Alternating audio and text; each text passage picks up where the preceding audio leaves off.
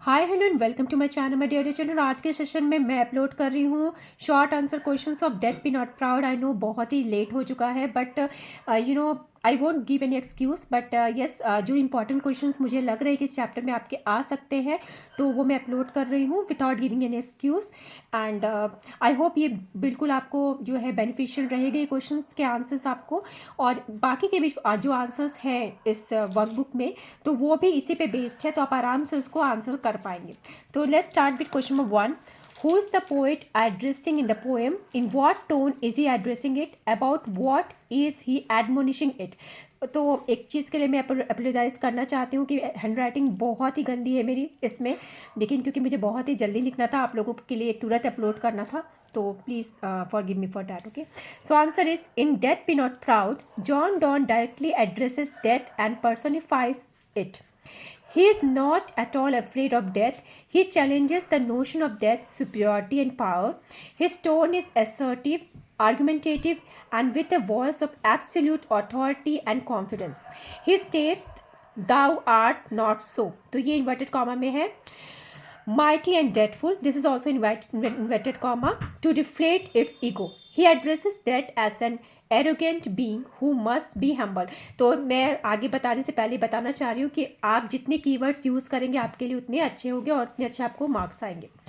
Death believes that it has overthrown people, even the best men, but they have not truly died, and admonishes that by stating poor death, suggesting that it is not human beings who are subject of PT but that itself is. यहाँ पे एक चीज़ देखिए, मैंने his tone और एडमोनिशंस को underline किया है क्योंकि आपके क्वेश्चन में ये दोनों पूछे गए हैं. ठीक है, तो अगर आप एग्जामिनेशन हॉल में भी इन दोनों चीज़ों को अगर अंडरलाइन करके लिखेंगे तो एग्जामिनर को आपके आंसर्स को खोजना नहीं पड़ेगा, वो बहुत आसानी से देख पाएंगे कि आपने सारे पॉइंट्स इसमें कवर किए हैं. ठीक है, तो इस बात को ज़रूर ध्यान पे देना है. और एक चीज़ और, बिल्कुल भी आप जो है वर्ड लिमिट की ध्यान नहीं देना है आपको. आप एक अंदाज से आप 2 से 3 पैराग्राफ आप लिख सकते हैं शॉर्ट आंसर क्वेश्चंस में. ठीक है, तो वर्ड लिमिट्स में बिल्कुल भी आप गिनने में टाइम वेस्ट नहीं करना. यहाँ पे पोइट बताना चाह रहे हैं कि डेथ को कह रहे हैं कि डेथ जो है पर्सनिफाई कर रहे हैं डेथ को और डायरेक्टली एड्रेस कर रहे हैं. जैसे हम किसी पर्सन से बात करते हैं ना, तो डेथ को डायरेक्टली एड्रेस कर रहे हैं कि वो मैं तुमसे डरता नहीं हूँ. वो डेथ को चैलेंज कर रहे हैं, डेथ की सुपीरियरिटी को चैलेंज कर रहे हैं, उसके पावर को चैलेंज कर रहे हैं. तो हाउ इज़ द टोन? उनका टोन कैसा है? इनका टोन है असर्टिव, आर्ग्यूमेंटेटिव, मतलब कि सिर्फ आर्ग्यूमेंट करते हैं ना एक दूसरे से, and with a voice of absolute authority. बिल्कुल पावर अपने वॉइस में दिखा रहे हैं. कोई आपसे सामने कोई पावरफुल आदमी जब बात करता है तो आप थोड़ा सा आपका टोन नीचे होता है ना, बट यहाँ पे डेथ को ये सुपीरियर नहीं मान के इंफीरियर मान रहे हैं. तो इसलिए इनका जो वॉइस है एब्सोल्यूट अथॉरिटी वाला है एंड कॉन्फिडेंस है. ठीक है, he stage that thou art not so. ये जो मैंने बताया, thou art not so mightful, mighty and dreadful, ये बता रहा है कि कितना ईगोइस्टिक है डेथ. ठीक है, और ये बताते हैं कि बोलते हैं कि डेथ जो है एरोगेंट है, जिसको कि हम्बल होना चाहिए. जितना ये अपने आप को समझता है उतना ये नहीं है, इसलिए इसको थोड़ा सा हम्बली बिहेव करना चाहिए. ठीक है, डेथ को ऐसा लगता है कि लोगों को ये मार सकता, ओवरथ्रो कर सकता है, यहाँ तक कि बड़े पे बड़े नेता, अभिनेता, बहुत ही पावरफुल रिच मैन सबको मार सकता है, बेस्ट मैन जो इनको मार सकता है, पर ऐसा नहीं है. और इसलिए ये कहते हैं कि डेथ तुम ऐसा नहीं कर सकते, तुम पुअर हो क्योंकि तुम जो है एक दिन मर जाओगे, बट एक्चुअली जो हम जो है वो दूसरे लाइफ में हमारा जन्म होगा. ओके, सो ये आपका फर्स्ट क्वेश्चन का आंसर है. क्वेश्चन नंबर 2 पे आते हैं. According to the speaker, how do some people view death? For the speaker, how is their viewpoint not correct? Some people view death as a powerful and formidable force that commands respect and awe. It is depicted as mighty. It is also shown to be source of fear, anxiety, and apprehension, so it is dreadful. Full stop. It is considered inevitable as it has ability to overthrow or defeat individuals. The poet challenges the traditional personification of death as a powerful and feared entity. He highlights the powerlessness of death. He asserts that poor death, art not so mighty, has its limitation, is a slave to fate, chance, kings, and desperate men, and characterizes death as a slumber, a temporary state of rest or sleep. It cannot overthrow individuals or kill them. Okay, तो ये जितने चीज़ें आपको दिख रही हैं inverted comma में, ये आपके पोएम से ली गई हैं वर्ड्स, तो की वर्ड्स है, इसको आप अगर यूज़ करेंगे तो आपके लिए अच्छा रहेगा।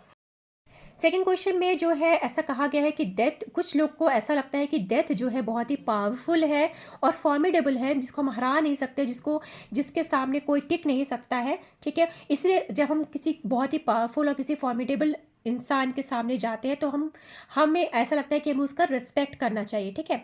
तो उन लोगों को भी ऐसा लगता है कि डेथ जो है वो रिस्पेक्ट और ऑ जो है वो डिज़र्व करता है। तो डेथ को लोग माइटी मानते हैं, और डेथ के नाम से लोग डरते हैं। अब डेथ को लोग सोर्स ऑफ फियर मानते हैं, एंग्जाइटी मानते हैं, एप्रीहेंशन मानते हैं। वो डेथ को बहुत ही ड्रेडफुल तरीके से देखते हैं। सो डेथ जो है एक डराने वाली चीज़ लोगों के मन में है, और लोगों को लगता है कि डेथ इनएविटेबल है। मतलब डेथ तो कभी ऐसा नहीं होता कि डेथ तो आना ही आना है। अगर आपका जन्म हुआ है तो मृत्यु होगी, इसको हम रोक नहीं सकते, इसको हम टाल नहीं सकते। इनएविटेबल मतलब यही होता है। एंड इसका एबिलिटी होता है कि किसी को भी ये जड़ से उखाड़ सकता है, किसी को भी डिफीट कर सकता है, किसी को भी हरा सकता है, ओवरथ्रो कर सकता है। तो ये लोगों का नोशन है। जैसे आपका फर्स्ट पार्ट में क्वेश्चन में पूछा गया है कि लोगों का व्यू क्या है डेथ के बारे में। सो अगर आप और कोई पॉइंट आपके दिमाग में आता है, you can add that also, okay. तो पोएट ने जो है ना ट्रेडिशनल पर्सनिफिकेशन ऑफ डेथ जो है उसको चैलेंज किया है, जिसको जहाँ पे लोग डेथ को पावरफुल और फियर्ड एंटिटी समझते हैं। ये हाईलाइट करता है कि डेथ जो है पावरलेस है, डेथ के पावरलेसनेस को हाईलाइट करता है। वो डेथ को पुअर डेथ बोलते हैं, आर्ट नॉट सो माइटी कहते हैं कि इसके लिमिटेशंस है, ये स्लेव है। किसका स्लेव है? फेट का, चांस का, किंग का और डेस्परेट मैन का ये स्लेव है, ठीक है। और डेथ को कैटराइज करते हैं कि डेट इज स्लम्बर, और एक टेम्पररी स्टेट ऑफ रेस्ट है, जहाँ पे लोग जो है थोड़ी देर के लिए सोएंगे, बट जो उनका जन्म होगा वो आफ्टर लाइफ में जन्म हो जाएगा। ये किसी को मार नहीं सकता, किसी को किल नहीं कर सकता। क्वेश्चन नंबर 3 में आते हैं, why does the poet feel that death is arrogant? So, in John Donne's poem Death Be Not Proud, the poet feels that death is arrogant because it perceives itself as a powerful force that can completely conquer and end life, essentially believing it has the ultimate power over mortals. While the poet argues that death is merely a temporary state and not truly powerful at all. This inflated sense of self-importance is what the poet is criticizing as arrogance. Okay. So now let's come to question number 4. Why has the death been described in the poem as poor? Which literary device is used by describing death in this manner? Okay.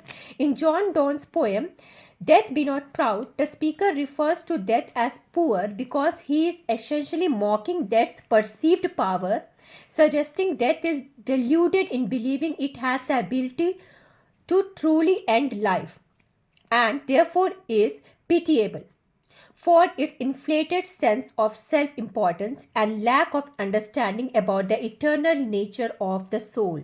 In essence, death is poor because it is misguided and powerful as it thinks it is. The speaker has personified death from the start of the poem all the way through the end. The speaker chastises death as a figure of sympathy in line 4, poor death. This is, death has such a misguided view of itself that it deserves to be pitied. Okay?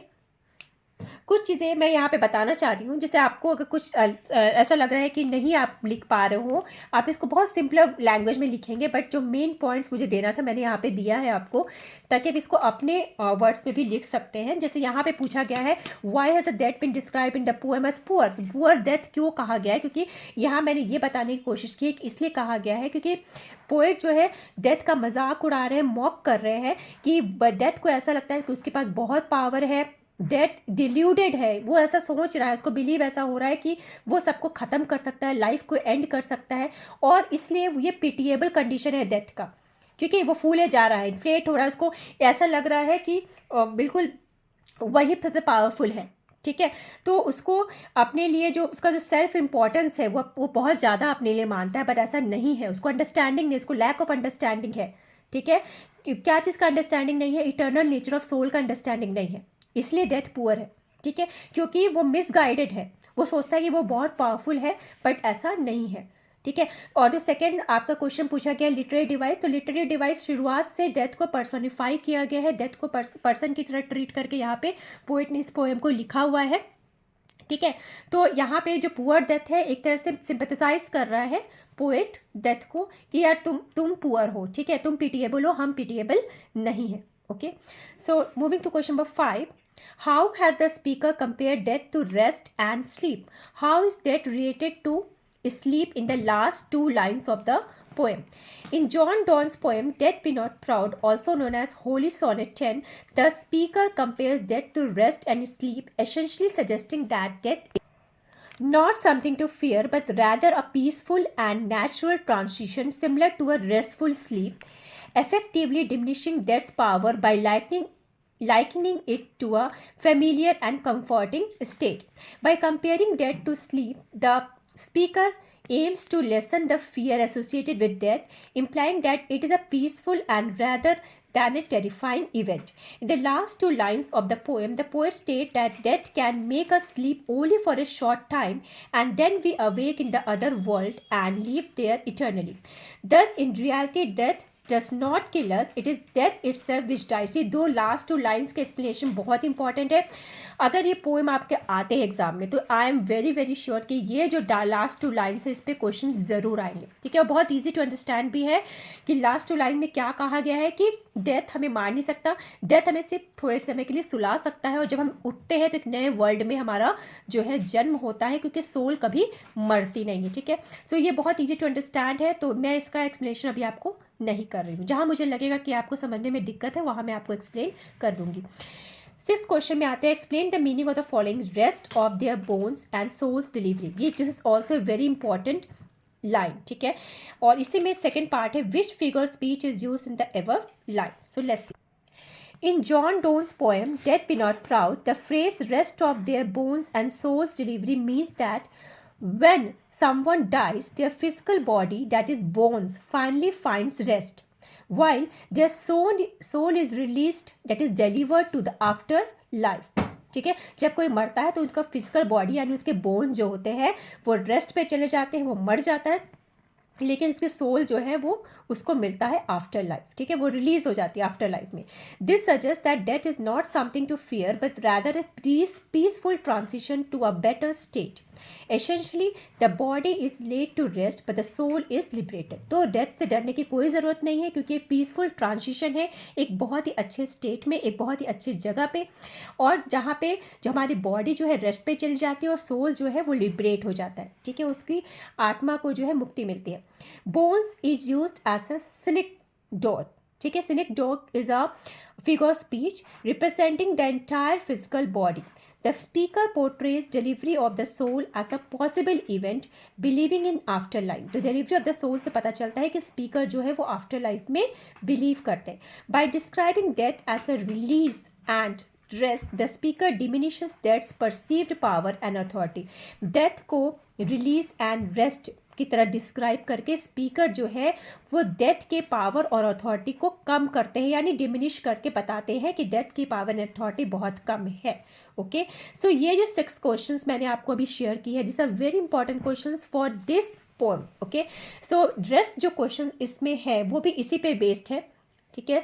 तो अगर आपने poem अच्छे से समझ लिया है तो वो क्वेश्चंस बहुत ईजी है आपके लिए आंसर करना। अगर मेरे पास टाइम बचेगा और इफ़ पॉसिबल होगा तो मैं आज या कल सुबह तक मैं इसको अपलोड कर दूंगी रेस्ट ऑफ क्वेश्चन से। वरना अगर आप इतने क्वेश्चंस को तैयार करते हैं अच्छे से तो वो भी आपके लिए काफ़ी होगा इस पोएम के लिए। Okay, so that's all in today's video. I hope आपके लिए काम आएगा ये, और thank you so much for watching. Bye बच्चों।